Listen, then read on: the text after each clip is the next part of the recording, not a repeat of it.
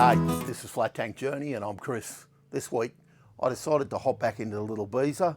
I had a bit of success last week putting the engine in and it's motivated me a little bit. I'm running on limited time, so it's a short video and I'm tackling one little job at a time. This week tackled the rear sprocket, tackled the fact that the teeth weren't great and that I didn't have a good one, and I moved on, made something happen. Enjoy. Now, I got given this with the bike, with the project, and I believe it to be correct. So I'm going to get these cut off and this machined out and that sweated onto that. I don't think it's a job I can do. I really don't. I've tried a few stupid things in my life, but I think that's kind of beyond me, and I'm going to take it to someone else and pay the right money and get the right job done, and perhaps I won't be sorry. So that's got to get done, and I've got to get someone to do it. In a bizarre set of circumstances, I took the Sprocket, the old one and the new one, to a friend yesterday who does this sort of thing, and he did it overnight. Well, he half did it. He's heat shrunk it on, so cool down the center, heat up the ring, drop them together, and they stick to one another. He's going to put 4 welds on it, just for safety's sake, but he thinks that it's probably okay anyway. He machined a recess into the sprocket so that the interior, the middle part of the sprocket, would sit in and sit flat. I'll try and show you on the bench, but this might be hard to see. It looks okay. So here we go. Here's the sprocket that the teeth were cut off, and here's an original sprocket. Now, when you look closely, you can see that the edge of these rings that were cut out of the replacement sprocket are still there. Now, that's a decision Les made to leave them instead of machining the sprocket so that they were gone, and you would have less than 1/4 of an inch of meat to the teeth. He decided to leave the sprocket with more meat and weld, and he's going to weld where the white marks are. Now, I trust Les has been messing with bikes for 50-something years, so it looks pretty good. The other thing he's done is he's actually machined a step into the teeth bit so that this sprocket can sit in and sit flat. Heated it, cooled it, put the two together, and you get an interference fit. And it runs straight and it runs true. He hasn't finished it, meaning put the 4 welds in, because he wants me to test it on the bike and to see if the chains line up. So I'm going to do that and have a look. I'm pretty confident that it's about right, and we'll have a go from there. There we go, rear wheel out of the bike and the sprocket on. Now, I do need to find some bolts. These are not threaded. The hub isn't threaded. 804, so 5/16, yeah? That sounds about right. Let me hunt out some 5/16 bolts. I'm just going to put a couple in it, and then we'll go from there. The advantage of having boxes of bolts is you can find what you're looking for pretty much. Now, I'm going to cheat. I'm going to feed the bolts through from the inside, when I think the reality is when I do it properly, they should be fed through from the outside and the nuts on the inside. Well, that's the way I've done them in the past, but it's a fool of a job to get them in.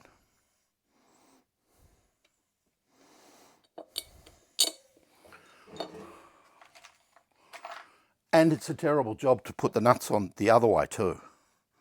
Getting the nuts on the inside is equally as bad a job.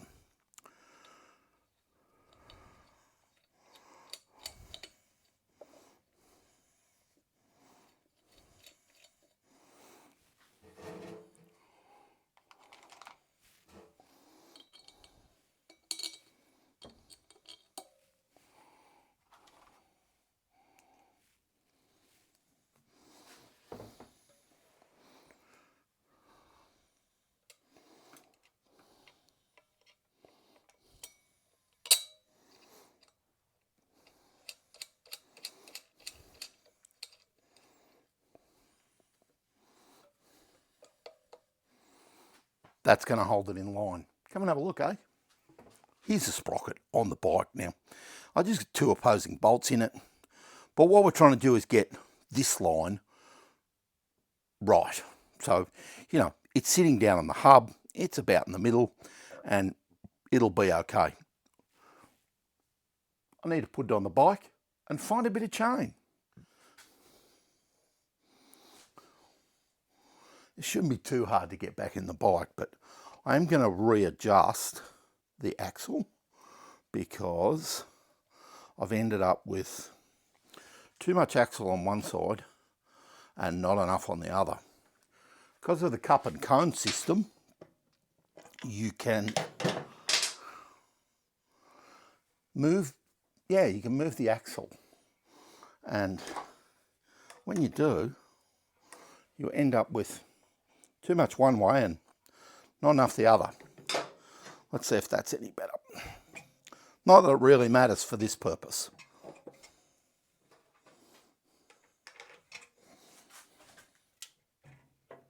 There we go.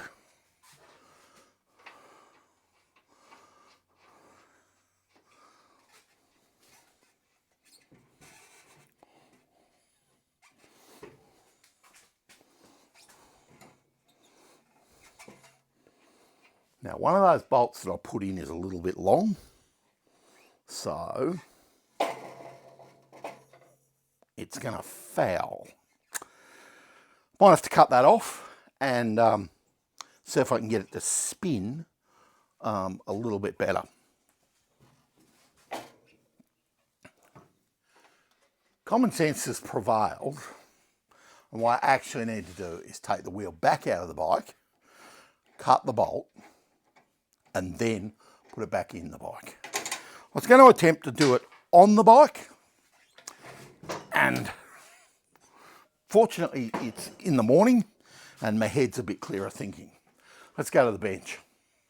I do have a habit of making poor judgment calls and doing things what I think is going to be the easy way, and it turns out not to be.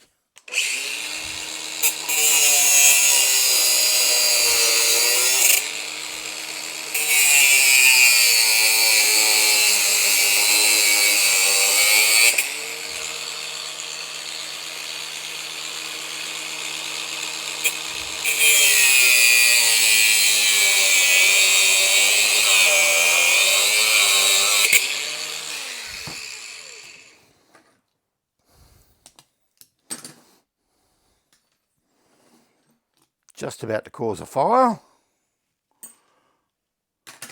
Remove the hot pieces of bolt from the towel that's underneath your wheel, or you'll get a fire.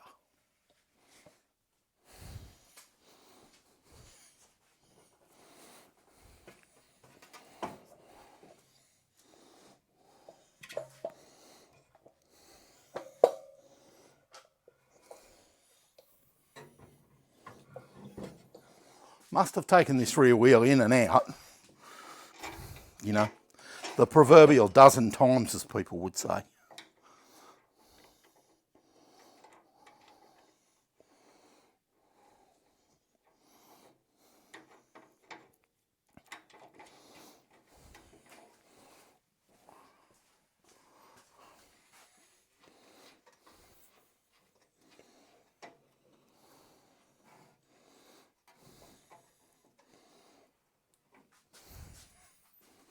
Right, I need to make sure that it's about in the middle, and it looks as though it's about in the middle.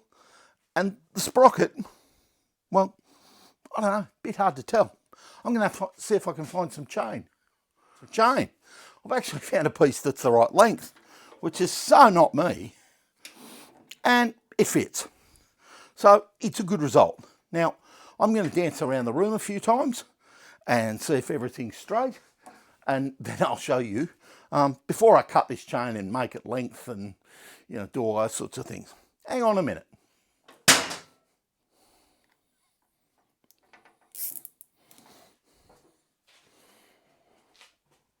Right, the ever-loving cable tie just lets me get an eye on it. I can see it straight. I don't need to fluff a lot, I don't think.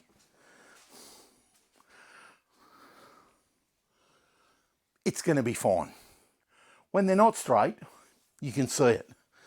The sprocket is going to look good. I'm going to paint it, and Robert's going to be my mother's brother, I reckon. I might cut the chain to length while I've got everything here. I think I'll cut it with the wheel right forward so that as it stretches I can pull the wheel back and we can get a bit of tension. I'll get a marker and see if I can mark this thing. There we go. 8B agricultural chain is what I'm using, and I think it fits really well. I could be wrong. Maybe the boffins will tell me it should be something else. But that's what I've used in the past, and that's what I'm going to use this time. In true Murphy's Law, though, I don't have a joiner for an 8B chain. I've just used a broken link that I had to put that in. But the chain spins up really well. I'm not unhappy with that. I had a piece of chain in stock, so I'm going to disassemble this, take the sprocket back to Les, get him to weld it up, go and buy a joiner, and then I'm going to come back. I'm back. Got a lot of little jobs done. Went and got a chain joiner. Easy peasy. $5.06 each. $10.12 for two. But we don't have 2-cent coins in Australia, and I like to pay cash. I'm not much of a card user. No conspiracy theory, just I like paying cash. So it became $10.10. Would have been easier just to charge me $10, take the $10 note and be done. Who knows? All too hard. Also, got the sprocket back. Now, because it's been, I don't know, 2 or 3 days since I last did that video, I've already painted it. Now the sprocket's come up pretty well. It was tight, and then it's got 4 2-centimetre welds on it that will hold it nice. And of course, it fits like it should. I've also found some bolts. Now, really, the nuts go on the inside, is what I believe. So I'm going to faff about, and I'm going to try and put the nuts on the inside. It's actually a pain in the backside to do, and they also need a spring washer. So bear with me. I'm not going to put you through it, because there will be swearing and possibly lots as I attempt to put the nuts on the inside. Don't know why I think they do, but I think they do. I'm going to do that, and then I'll bring you back when the wheel's done. A little bit of a faff and messing around, but here it is. 6 bolts, inside 6 nuts, 6 spring washers. Nice and tight, tightened up, easy enough. Rings pattern on the inside, open end on the outside. Let's get over to the bike, put it in.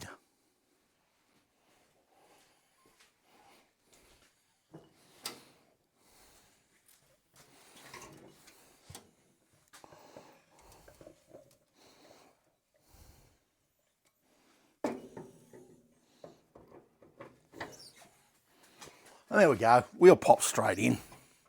Pretty much as expected though. Brake plate bolt. Otherwise it all spins.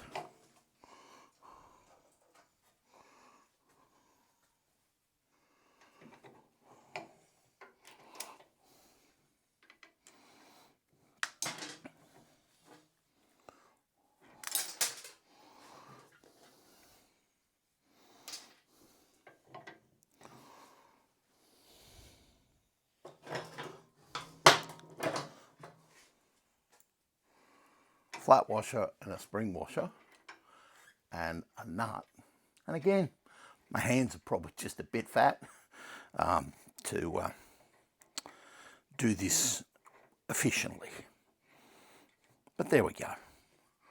That stops everything turning and allows you to tighten up the wheel and get the shoulders on the wheel nuts into the axle dropouts, because that's where they go.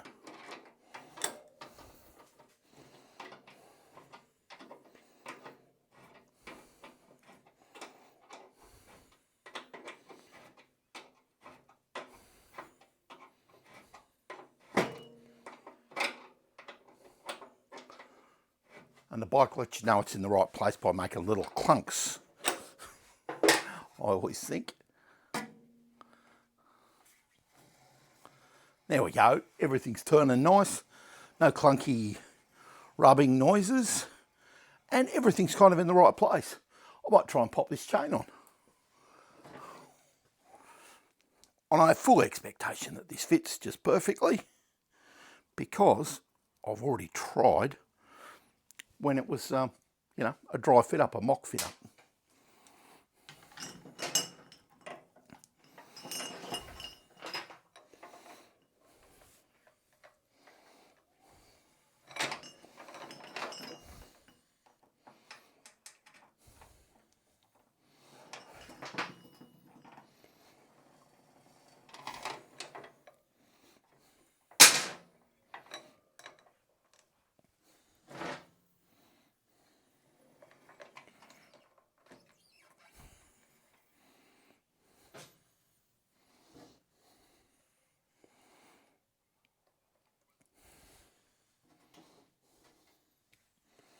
Now I always put the joiner in from the back and then the flat plate on.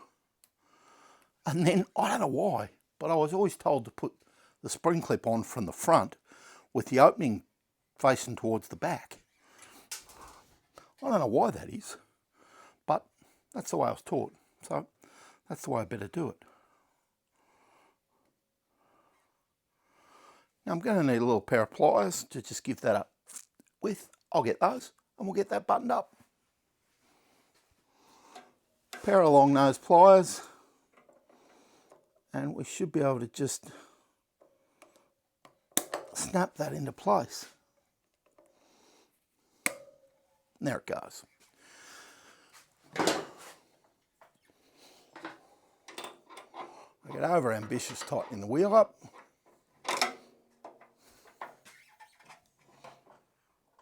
And that's better.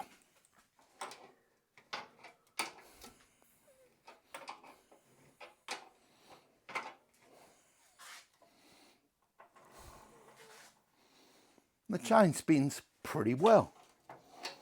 The wheel just moves a little bit, which is annoying me a bit.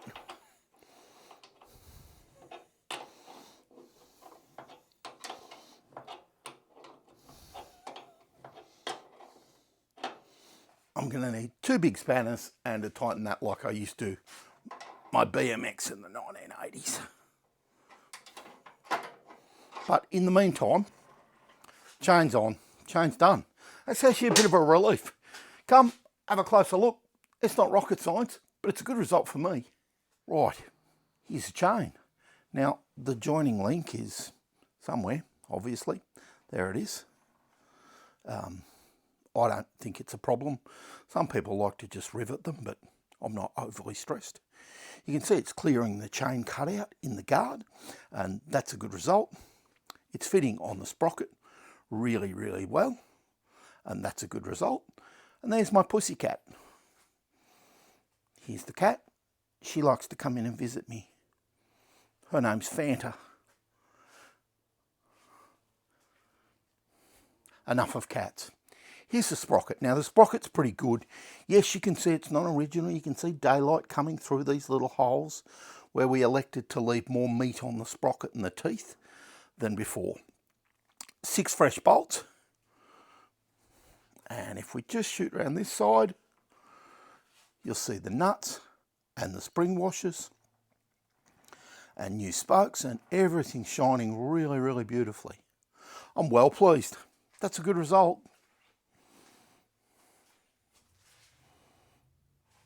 Well, there you go. That's Flat Tank Journey for a week. That's what I've managed to achieve, and it's okay. I'm doing the best I can. And as I keep saying to you, this is the real world. I had a couple more things to get on with, or actually I've got a lot of things to get on with. I'm still thinking about the front brake and how to make that happen. One suggestion was to pull from the front, don't pull up from the back. So I'll follow that advice. I do think it may need a hole drilled in the guard, which I'm not really ready to do. Bit miffed about that, but anyway. I need to crack on and do something about the engine case and the breather coming out. And that might be my next challenge. But if you want to see that, come back again next week. In the meantime, If you want to comment, send me a suggestion. If you'd like to hit the like button, that'd be cool. But most of all, if you'd like to subscribe, that's cool. Thanks to everyone who has. Cheers. Have a good one.